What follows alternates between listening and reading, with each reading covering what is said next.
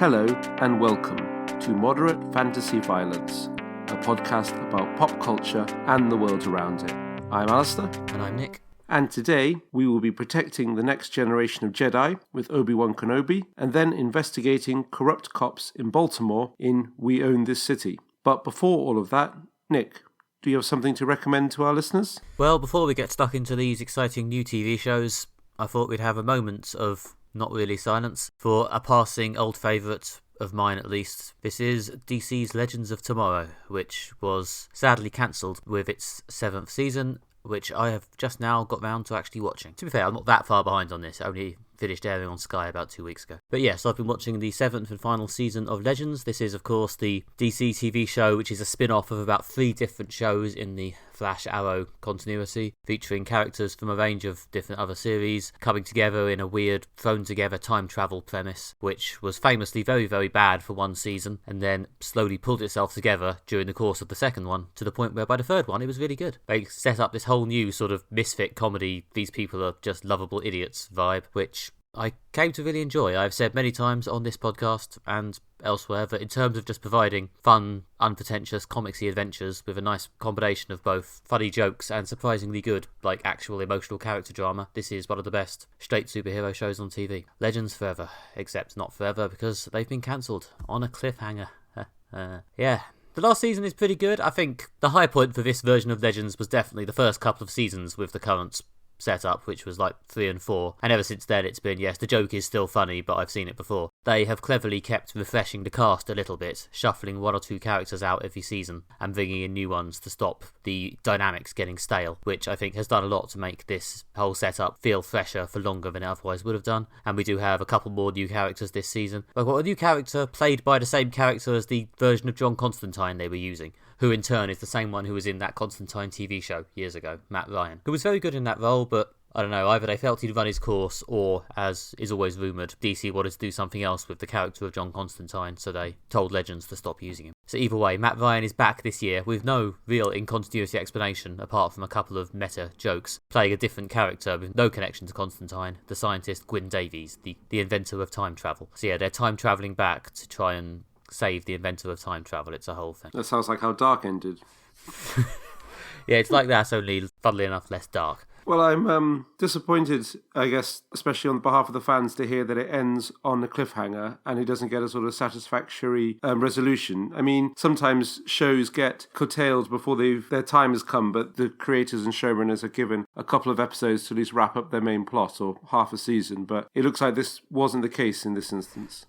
Something like that, yeah. I mean, the showrunner has said in interviews that, yeah, it is to an extent their fault that the show has ended on a cliffhanger, because they knew it wasn't 100% certain they were coming back and decided to, as they put it, play chicken with the renewal, and they lost. Yeah, I guess it's a high-stakes game, but then I have seen shows that have, well, famously Babylon 5 was supposed to be 5 seasons. They thought they weren't getting the 5th season, so they crammed through the plot for season 4 and season 5 in season 4, which ironically makes it a really good season because it's just non-stop action and, and non-stop big payoffs to things that have been set up for seasons for like a whole 22 episodes. It's really quite spectacular. Then they got renewed for the 5th season, and they sort of had to start a whole new plot arc that just wasn't as good. So sometimes, I don't know, going the other way, playing it safe doesn't work either. Yeah, I mean, on the one hand, the Legends went for 7 years. It's a good run by any account. Once a show gets to 7 years, there's an extent to which I accept cancellation, philosophically speaking. But the ending on a cliffhanger thing's a bit annoying. There aren't many shows that are brilliant that go beyond 7 seasons. I mean, it does happen. It has been known to happen, yeah. Between 5 and 7 seasons seems to be the sort of magic landing pad for most TV shows. That's when your chance to end it before you become tired and shit.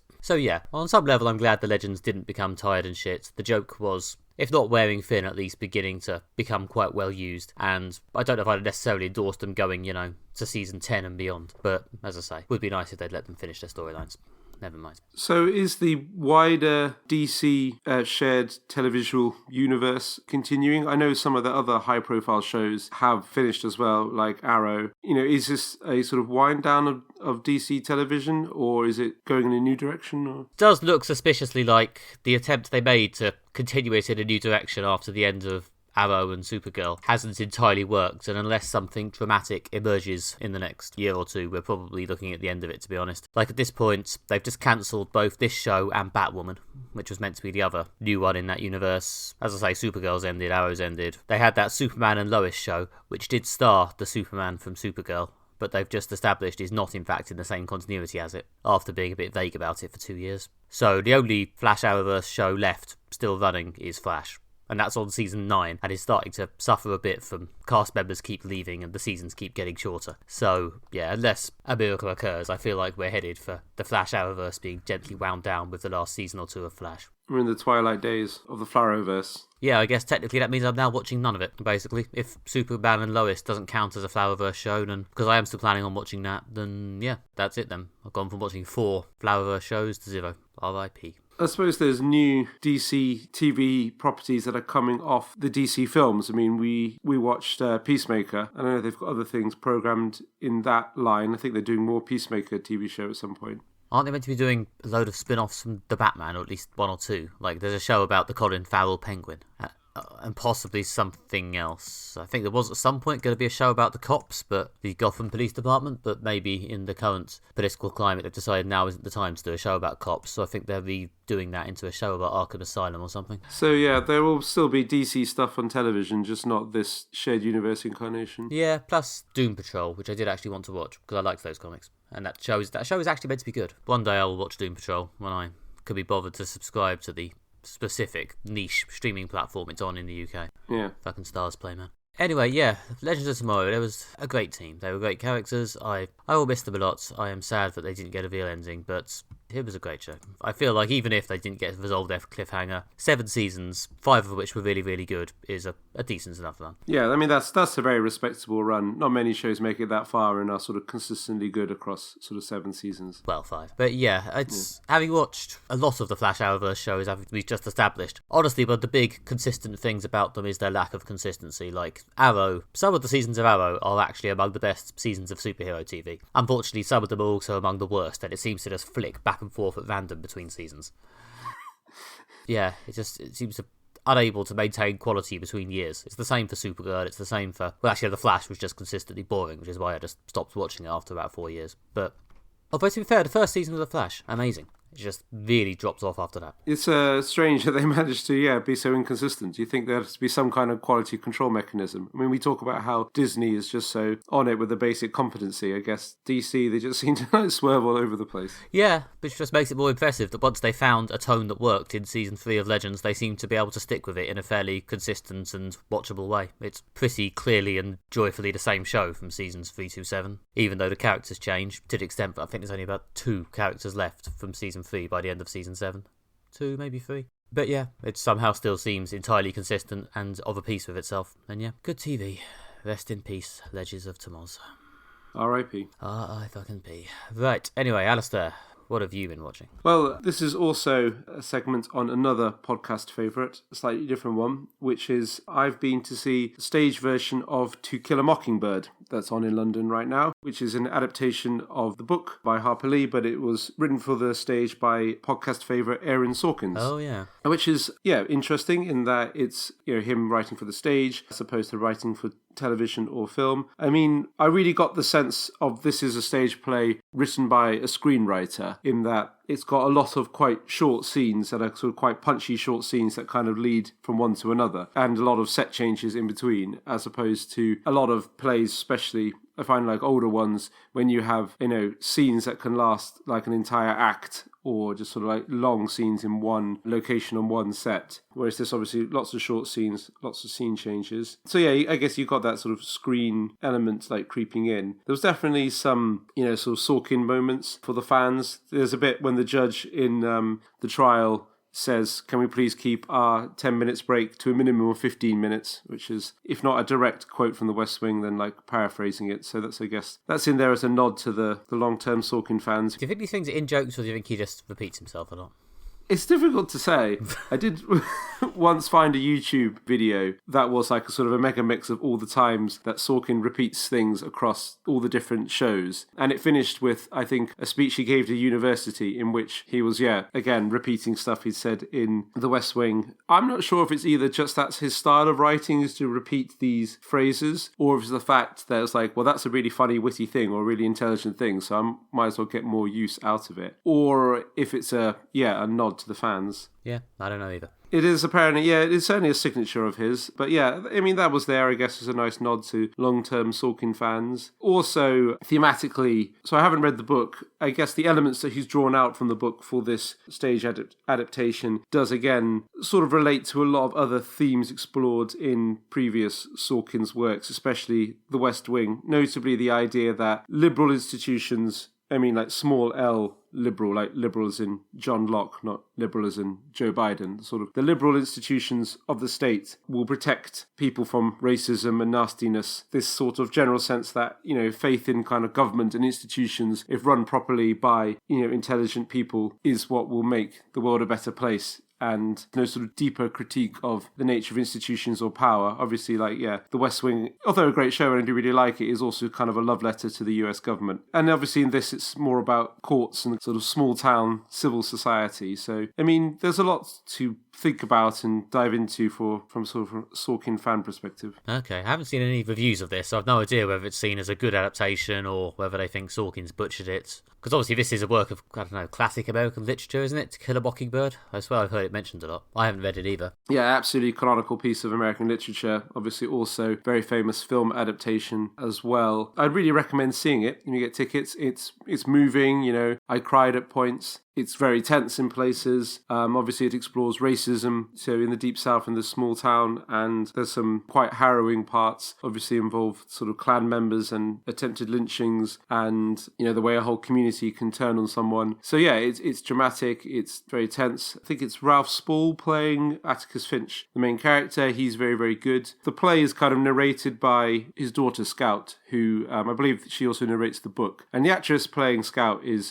brilliant. Her sort of part really ties all the action together. Who's the character who's consistently on stage through pretty much all the scenes and set changes. And it is, just really dramatic, tense courtroom drama. Even though there's certainly, I've got critiques of Sorkin and his sort of, again, his faith in liberal institutions. But as a work of drama, it's brilliant. And also, I've just gone to their website, and from the 15th of August, another podcast favourite, Richard Coyle, a.k.a. Jeff from Coupling, will be playing Atticus Finch. Oh, they're switching it out. Oh, right. Maybe I'll go after that for the dub. Yeah. I'm sure he'll do a great job, and, it's a great part. I mean, we've enjoyed him in quite a few things, I think, well received on the podcast.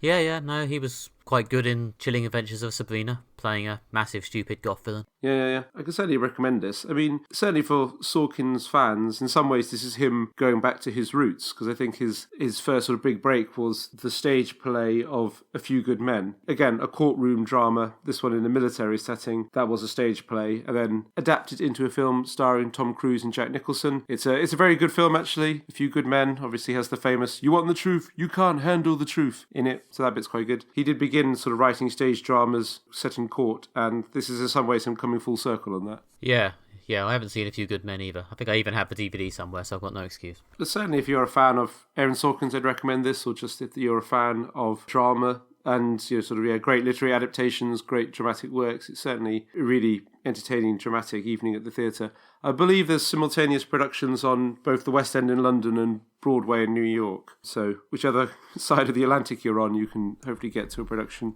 And maybe eventually they'll recycle it into a film. Yeah, or at least possibly do a kind of a recording of the play that's broadcast on a streaming service. Oh yeah, all one of those. That could happen.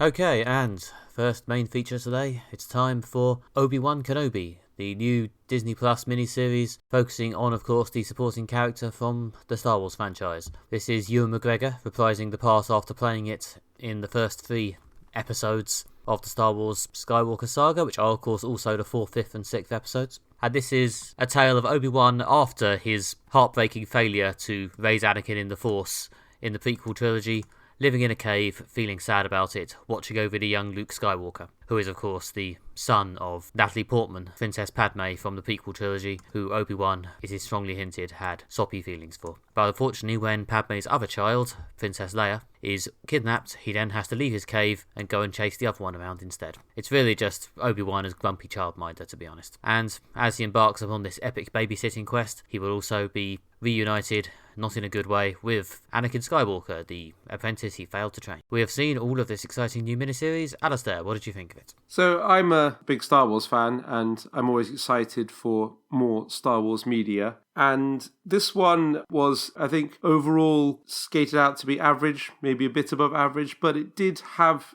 its moments. I think there were some bits of it that I really enjoyed, and there were some bits of it that left me underwhelmed. I think just to sort of summarise a bit, I thought Ewan McGregor was great. He did a great performance. I like how, well, his physical appearance in terms of like his sort of beard and his hair, but also in his sort of acting, his voice, the way he stands, he's deliberately trying to look more like Alec Guinness to kind of bridge the gap from the time of him playing the role to make it look consistent with previous performance from the 70s that's supposed to come chronologically later, because Star Wars is a mess like that. But I thought he did a really good job of believing that this is a man who will grow into Alec Guinness. Yeah, there was lots of nice bits for fans that we can get into. I think my main thought on it was actually something that you said when we were discussing in the pub, I think, like Star Wars spin-off novels. And I think you made a point that Star Wars seems to always come just back to the core plot elements of Darth Vader, Jedi's falling to the dark side, Death Star. Same 5 characters, same planets. Yeah, same few planets, which is considering there's a galaxy's worth of stories there. They keep looping back to the same things. And this is what I felt is the kind of underwhelming thing about this was that, once again, we're back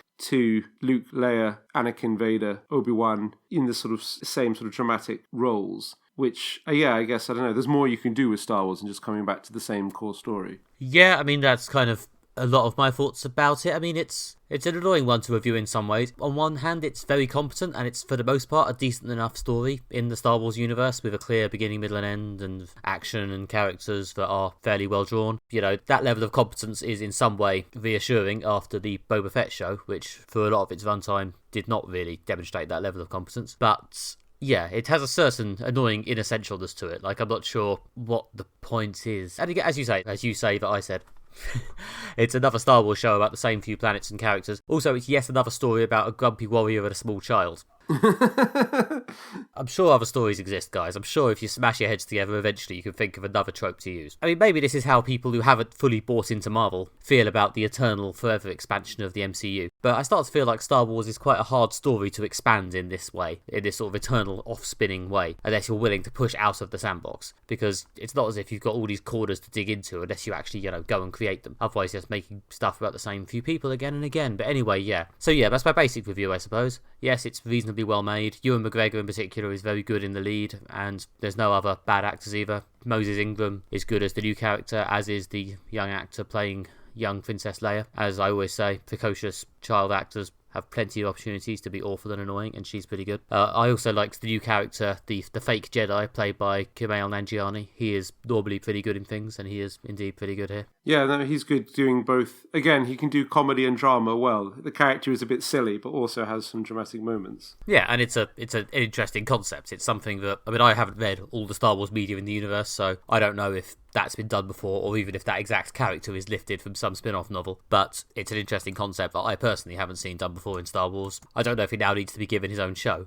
but I enjoyed seeing him here, and I wouldn't mind if he popped up again. Yeah, exactly. This is how I feel about it. The cast was very strong. I think certainly the new villain they introduced in the form of Moses Ingram, I thought she was great, really kind of conveyed the anger and hatred that Dark Jedi ooze. Yeah, when she comes on screen, the tension goes up. You're sort of drawn to her. Great villainous performances. Again, one thing that Marvel have learned is that actually it's useful to have characters whose faces aren't obscured by masks. So that in any climatic Marvel action scene, Iron Man or Spider-Man must lose his mask at some point so the actor can, actually act. Which is why, in some levels, Moses Ingram has much more presence than Hayden Christensen as Darth Vader behind the mask. Yeah, I thought it was a bit odd that they made a reasonable amount of PR hay out of the fact that Hayden Christensen was coming back to play Darth Vader, but he's not in it very much, is he? He's in a couple of flashbacks, and you say that one bit at the end where his mask gets ripped off, but the rest of the time, I mean, I assume it's him in the suit, but he's not even doing the voice. Yeah, it's James L. Jones doing the voice, because you can't have Darth Vader without James L. Jones. And yeah, I think it's him in the suit, but obviously it could be anyone. I mean, as a Star Wars fan, I did like the sort of bits of how they closed some of the loops in the continuity. I mean, a lot of this is in the final episode. I'll do a spoiler warning and then get into the final episode, or? Yeah, no, to be honest, I have a few points about the final episode as well, and I think I've made my general points about it. So yeah, if you're massively sensitive about Obi-Wan Kenobi spoilers, then off you go. Yeah, I mean, I did like the fact that they got to have, an emotional confrontation moment between Obi-Wan and Vader, a big sort of cathartic emotional moment in the sort of final climax when they have their final, very spectacular Force duel and lightsaber fight. Which was a great bit of television, and it was also cathartic for the character. It does close the loophole of why Obi-Wan tells Luke that his father is dead and Darth Vader killed him, when they are, in fact, one and the same person, because Darth Vader literally says to Obi-Wan that he killed Anakin. So I guess that makes that make a bit more sense, which was a sort of slightly weird plot hole. There's also reveals why Leia knows when she gets in trouble in the beginning of A New Hope to seek out Obi-Wan Kenobi, because he helped her when she was a child. It closes all these loopholes. It makes sense. I mean, it's not enough to create a whole TV show to close up some loopholes, but they are certainly nice nods for the fans. Other nice small nods for the fans include things like, I like how the shuttles look like clearly a slightly older version of the shuttles that appear in the original Star Wars show. Ditto for the blockade runner. They've clearly designed what would a slightly earlier version of this look like, so that it can be believable that the ones in the old shows from the 70s look like the later models of this. All of that stuff's very nice, very consistent. It's, I really appreciate the craft that goes into the design, and making things look good and look consistent. But yeah, it's not enough to justify the show in itself. Ewan McGregor's performance probably is enough to justify the show in of itself, but that is stuff there for the hardcore Star Wars fan. Yeah, I mean, I liked the way it was actually quite a good episodic TV show for once. I thought, as these shows go, the individual episodes were quite well paced, and it didn't feel too much like a chopped up movie. I mean, in some ways it was one series telling one story, but it didn't feel egregiously like every episode just ran for a bit and then stopped. There was, I felt, a decent beginning, middle and end in every episode. It was, as these miniseries go, quite well written. Better than, say, many of the Marvel shows. Yeah, and usually each episode took place in like one main location, and there was some dramatic event in that location. Usually each episode had a character introduced for that plot. We talked about Kumail Nanjiani, who's very good. Another episode introduces Indra Vahama, who is, again, a great dramatic actress. She was really good in HBO's Rome as the wife of the main character. She was Luther's wife in the first season of Luther. She's done a lot of great parts, so it was good to see her turning up in this. Flea from the Red Hot Chili Peppers in one episode. That was slightly strange. But yeah, each episode is a story. The dramatic arc comes together really well, like the sort of big revelation at the end of the second of 6 episodes that is a sort of first act ending point, building up to like big climax at the end with the Vader Obi-Wan fight. And I like the fact it was clearly like 6 episode miniseries, constrained plot. It's, starts the story, tells the story, wraps it up nicely. Yeah, again, I think on a craft perspective, I don't think there's that much wrong with it. I thought there was a bit of fun in the sort of final battle, especially seeing the Force-powered characters just go full, like, telekinesis, pulling spaceships to the ground, pulling mountains apart, I'm not sure they've used it that much like that in a huge amount of the other Star Wars stuff. It was quite fun. Yeah, they clearly learnt from the note they got from the fans after Rogue One, which is people liked it when Vader was a badass and just hacked his way through about 100 rebel soldiers. So yeah, more Vader being a badass, more kind of impressive use of the Force. There's a bit when he crashes a spaceship that's taking off to escape that is pretty spectacular. So yeah, they've certainly got the effects budget to make this look good and impressive, and yeah, got what people want from the characters. Yeah, and as I said earlier, we do have the cautionary tale of Boba Fett to show how wrong these can go. There was a few bits when Obi-Wan was drifting off to sleep and the camera sort of pushed lovingly in on him, and I was a bit, oh no, we're not going to cut to a 40-minute flashback, are we? I started getting my own traumatic flashbacks. But no, thankfully that did not happen. There were some flashbacks, but they were mercifully brief. Yeah. There were a few, but they were handled well. Again, I'm not saying all flashbacks are bad, listeners. I'm saying 45-minute flashbacks to things I don't care about are bad. Yes, or the classic, at least one of my favourite bugbears is flashbacks filling in stuff we already know because we've seen previous episodes, or in this case, previous films. Anyway, I'm sure we'll get to extensive uses of flashbacks when we come to We Own This City. There's a lot of good moments in this show, and, there's a lot of great dramatic moments and stuff and things that I did really like, but I did feel that, like, almost any interesting or dramatic moment has to be linked back in some way to some element of, like, Star Wars continuity or kind of connecting it back to the original stories.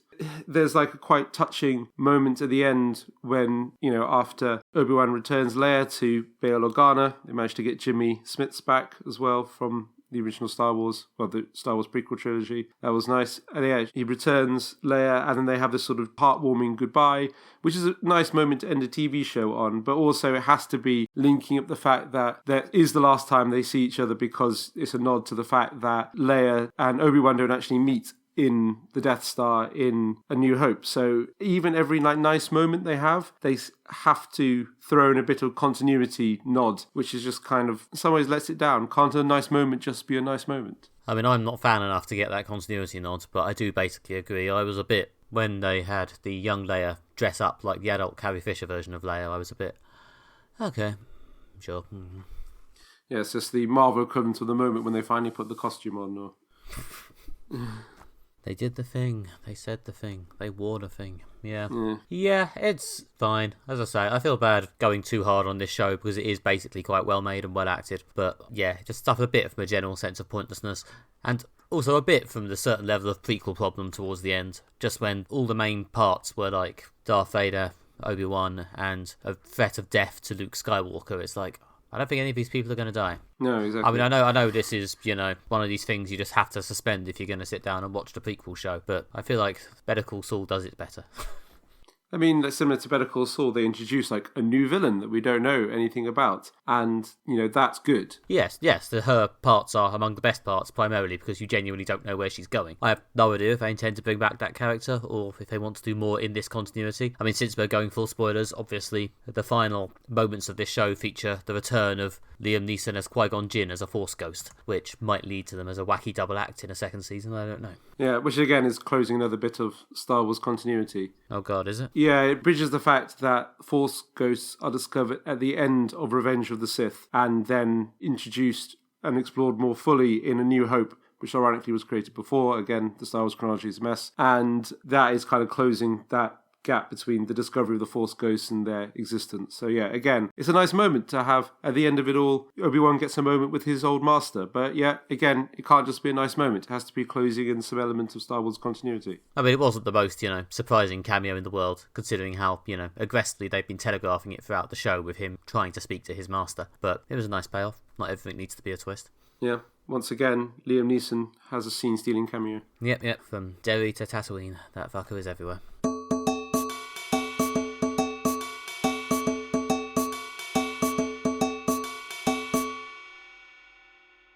Okay, and last up today, we're going to talk about We Own This City, a recent HBO miniseries based on the non-fiction book of the same name by Justin Fenton. Although, of course, for some, many I guess, the main attraction here will be that this is also a series produced by David Simon and George Pelecanos, who are two of the main producers of The Wire, so this is their return to Baltimore to talk a bit about police corruption. Specifically, corruption within the Gun Trace Task Force, a unit within the Baltimore Police Department who were doing a whole lot of stealing and beating people up and stopping people for no reason so that they could steal from them and beat them up. And we're focusing here on Wayne Jenkins, one of the most prominent cops in that task force, played by the always reliably intense John Bernthal. So, we have seen all 6 episodes of this miniseries. Alistair, what did you think of it? So yeah, similar to The Wire, we've got another deep dive into Baltimore policing, and yeah, it's got lots and lots of rich detail, nothing sort of over-explained or anything. You are chucked into this fairly unbelievable, or maybe I'm not cynical enough, but also true story about the sort of staggering levels of corruption and abuse of power that these police officers achieved. It's a very timely story. It's a very powerful story. I felt that it could have possibly been a bit more dramatic, although it's always engaging and always interesting to watch. It lacked from not having enough, I think, big set-piece moments in which the kind of conflicts came together. Maybe that's because it's quite close to reality, and reality lacks convenient, dramatic, climactic moments. But I felt that, yeah, it could have had a higher sort of tension, but overall very good. Yeah, I mean, if you liked The Wire, on some levels this is more Wire. Not in terms of a direct sequel, but more of a sort of thematic coda. Like, just to be clear, things have not improved. Like, seriously, this isn't even fictional. And, just for good measure, in case The Wire left you thinking that sometimes the cops aren't as corrupt as the schools, the politicians, the journalists, here is some clarification. It also shares a sort of intense novelistic complexity with The Wire. Like, many have said that the best way to watch The Wire is to watch the first 2 or 3 episodes until you get a vague idea who the characters are and how they relate, and then watch them all again so that you could actually follow the story. And I must admit, about 2 or 3 episodes in, I did think this could probably have also benefited from that. Especially for a 6-episode series, there's a lot of characters doing a lot of things in a lot of different time frames. It sort of triangulates around the main character, as I say, Wayne Jenkins, played brilliantly as ever by John Bernthal, who's really got a good eye for this sort of intense man-on-the-edge part. I'm amazed he's not more famous than he is, to be honest. This is a sidebar, but I don't know why someone hasn't given him his own ridiculous action franchise and he hasn't become a massive star. Maybe he just doesn't want to go that way. I don't know, but it feels like someone who clearly could go that way if he just wanted to, be famous and make a lot of money. But anyway, yes, Bernthal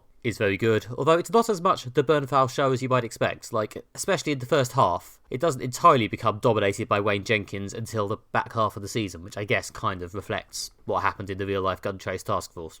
Yeah, I mean, he's kind of a constant presence, and they're kind of looping back to the events that whilst he was in charge of the gun trace task force. Even though they dig deep into many of the other characters in the task force, I guess they're all sort of relevant to the story because they're related to him. They're either his mentor, his boss, or someone he has trained, groomed into being a corrupt cop. So I guess he's the kind of anchor for this. I mean, compared to The Wire, which I've not seen a huge amount of, this does seem a bit more focused. I mean, it's 6 episodes, it's a miniseries, it's not supposed to be this big story that expands out and expands out and expands out. I mean, similar to Obi-Wan Kenobi in that way. We've got 2 6-episode miniseries in this episode, both of which all the episode names are just part 1, part 2.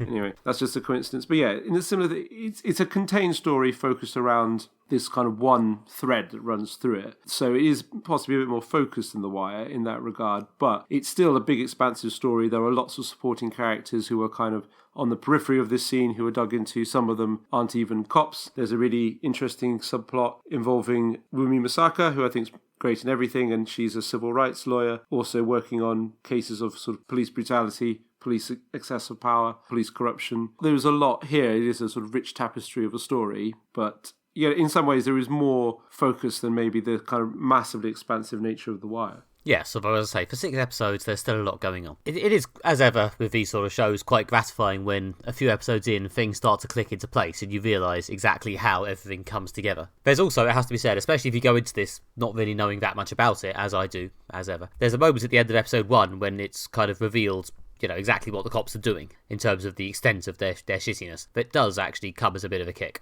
Especially as I wasn't aware. I went into this with as little knowledge as possible, as I like to go in. I didn't know that this was a focus on corrupt cops specifically. I just knew it was a cop show in Baltimore. And then when the revelation of how corrupt these cops are, it is a big moment, as you say, yeah. Yeah, I mean, that's honestly, that might be one of the big, as you say, this show is not overflowing with big dramatic set-piece moments, but that particular dramatic moment at the end of episode 1 does land incredibly well. Yeah, that's definitely a big moment. And there are some other key moments, certainly some really good character moments. Again, yeah, I want to echo what you say about John Berthel being great in the main part. I think in the sort of second episode, where there's more flashbacks, and second and third episode, filling in how he went from wide-eyed police recruit, just wanting to be, an honest cop or whatever, to the point when how corruption got into how he become corrupted and then became an influence corrupting others, how it was through not earning enough money, feeling insecure next to people who earn more money than some of them, fellow cops who were being corrupt, and that's how they have more money, and how this sort of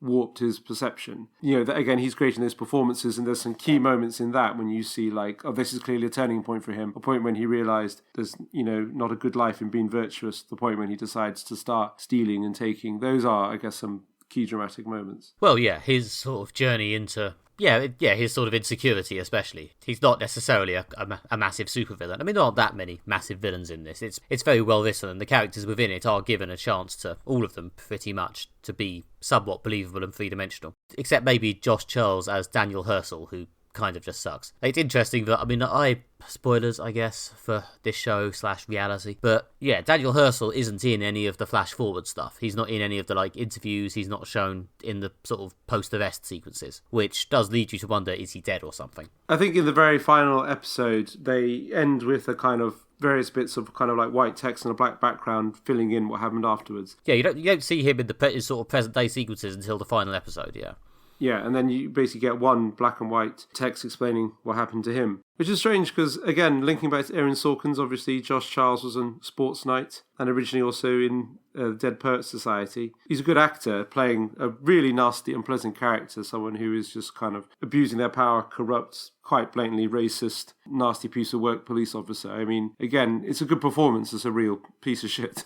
Yeah, I think he's having a bit of fun playing to an extent against type. When I've seen Josh Charles before in Sports Night, and I think in his part in The Good Wife as well, he was playing quite sort of handsome, charming guys. And here he is neither of those things. He's just playing an arsehole. Yeah. A squalid arsehole. He's one of the few characters in this show who, with very little attempts to three-dimensionalise him or explain him, is just a prick. Yeah.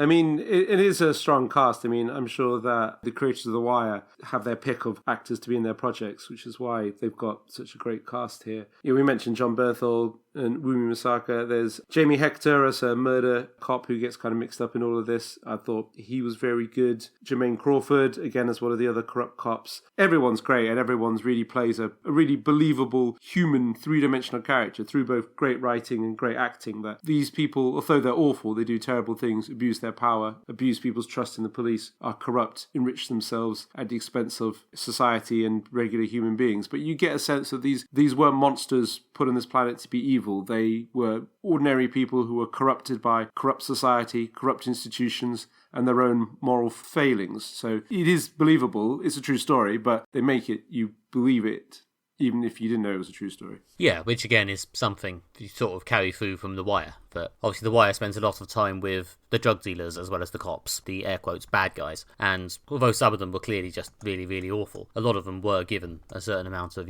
three-dimensionality or a certain amount of, you could see how they fell into this. And yeah, We Own This City, really cycles through the whole of the task force, giving each of them a chance to explain themselves or talk about their point of view, to the extent that by about episode 4 or 5, I was, as I say, a bit sort of I think I've got a handle on who everyone is, but there sure are a lot of them. I mean, it's well done. I think that one of the sort of dramatic conceits of the show is there's a sort of FBI and internal affairs investigation into these cops. So a lot of it is people in interview rooms being interviewed by FBI agents and then basically explaining, this is why I did this is what I felt, this is what happened. And then you get flashbacks, which is, again, it helps make this complex story with many characters more accessible. I think this show is made a bit more inaccessible by the sort of non-linear story, but it's actually one of the things I did like about it, the fact the story is told in a non-linear way. It jumps from place to place. It makes a complex story more complex, but it's experimental, it's different. It does mean that we can jump to the most dramatic and thematically relevant part of the story at any moment rather than having to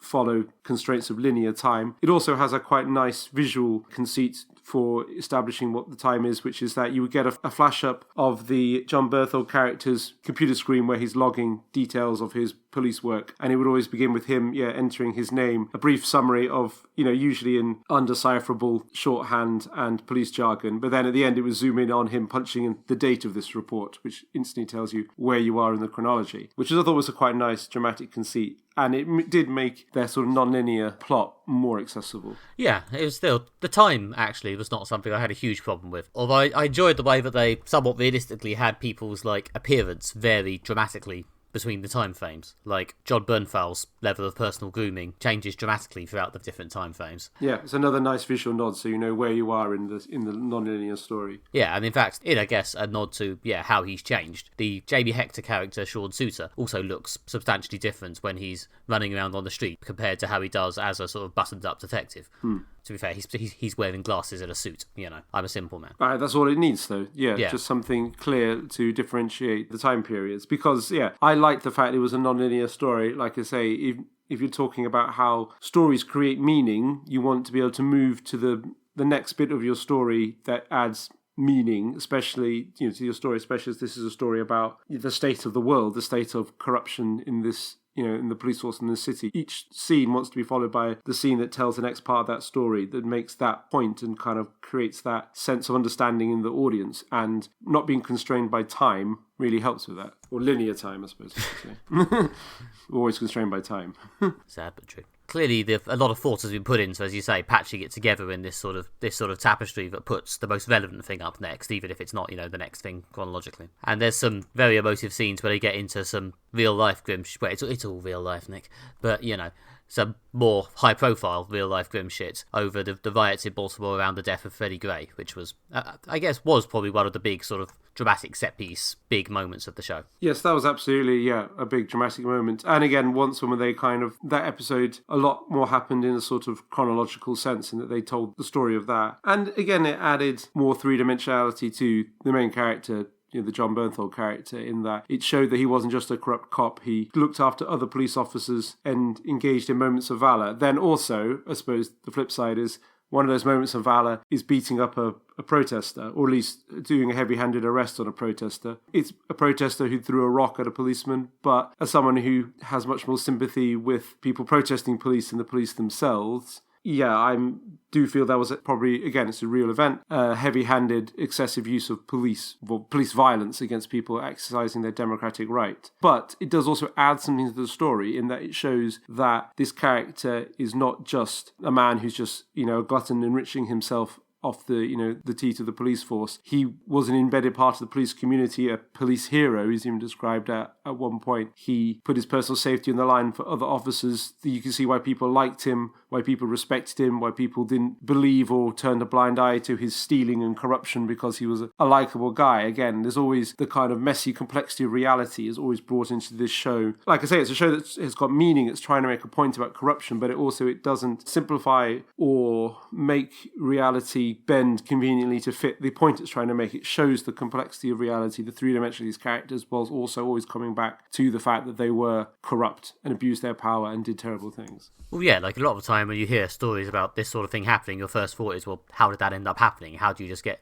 led into that? And a lot of the effort here, I think, is on, as you say, showing just how people ended up sort of following Wayne Jenkins into this sort of thing. The level of charisma he had, the level of, not just charisma, but actually, occasionally doing good or being good, at least to his fellow cops, even if it was in ways which weren't for the good of the public, which did lead them to just follow him into these ludicrous situations. Yeah, that's exactly it. Yeah, it makes it believable. Yeah, it just reminds you that, I don't know. I mean, there's a bit towards the final couple of episodes where the flashbacks are starting to catch up with the sort of current day timeline, the last timeline in the series where people are being arrested and investigated, where they're starting to talk about the fact that they kind of know they're being investigated, and they're still sort of doing the corruption. They're still knocking people over and taking their money. And I don't know, I think if you put that in an entirely fictional show, you might get a certain amount of, why are they still doing this? This makes them look unrealistically stupid. But in this show, it does actually kind of remind you that in reality, people kind of are that, I don't know, arrogant or stupid. It is the sort of thing people just keep doing just because it's the thing they do. Yeah, exactly. Almost like corruption's almost like addictive. They can't stop. I mean, the lifestyle he's got is dependent on the fact. I mean, at one point he says they're kind of taking more, especially due to fraudulent overtime, which is another subplot. They're getting more from this than they are from their actual jobs. He can't stop. He's in some ways almost like addicted to it and dependent on it. But yeah, again, it's believable, but also for this sort of ridiculous that they carried on even though they had the microscope on them. But it does make sense and does explain it. I mean, politically, this show, I mean, it is just outrageous what these guys got away with. Their abuse of power, the money, the stealing, the dealing drugs, as police officers, or stealing drugs and selling them on to dealers, all the things they're not supposed to do, planting evidence. And I think this is a very timely show to be making these points about police corruption and the problems in the police force, especially in these inner cities in America, where the police force is predominantly white, policing these predominantly black communities. Policemen who don't live in these communities are hostile to them. It's very politically timely, and in some ways, when it makes its point, especially in aggregate, it is outrageous that this happened, and it did happen. Obviously, it's a true story. Yeah, as you say, especially considering the relevance of it. In some ways, I'm surprised it hasn't been a bigger deal, this show, but yeah, I don't know. There's a lot of TV around. This is, although a very good show, perhaps not the most immediate and accessible show. Yeah, I think it's this inaccessibility maybe is what's holding it back. I mean, the fact that it's from the people who created The Wire, and people knew that The Wire was inaccessible but worth overcoming that inaccessibility, will hopefully encourage more people to take on the show, even though it's a challenging watch, both in terms of being upsetting but also in terms of being a complex show. I mean, it's got that Wire-esque thing when you're just thrown in, no explanation, all these characters talking jargon and make reference to things that haven't necessarily been explained or you know about. And, you know, I like that. There's no maiden butler dialogue. There's no heavy-handed exposition. You just kind of thrown into it and you learn what's relevant and you pick it up as you go along. I mean, as a science fiction reader, I'm quite used to this process of being chucked into a strange world and figuring out what you need to know and piecing together the relevant information. Some people find that more difficult. Your mileage on this may vary. I recommend this show is worth getting over that and getting into, and kind of also just realising that, no, you're not an idiot for not understanding what they're saying some of the times. That's the nature of the show. You've just got to go with it. But it's a challenging one. It is a challenge, but for the record, yeah, this is a challenge worth overcoming, I feel. This was great. I mean, yeah, if you liked this, watch The Wire. And yeah, I think because it's a real-life event and he can't necessarily go as deep into the characters and pretend he, fully knows their interior life at a deep spiritual level, which is maybe why there isn't quite as much moments of massive high drama. But yes, I do still think it's a very good and very well-made show, which tells its story in an ambitious but I think successful way.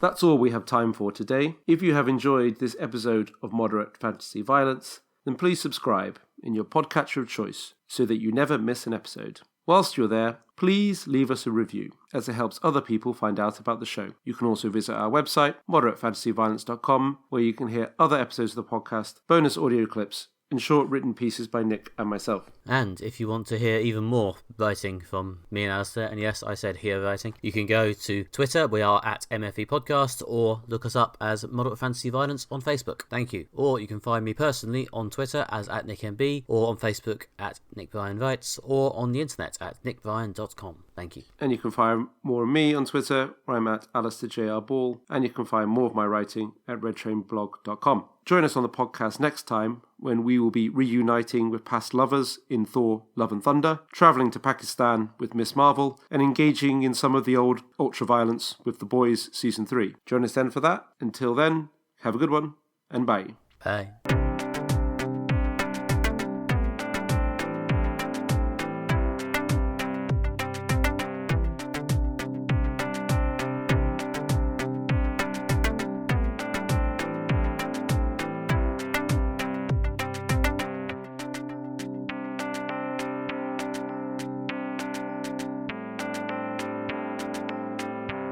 Yep, from Derry to Tatooine. That fucker is everywhere.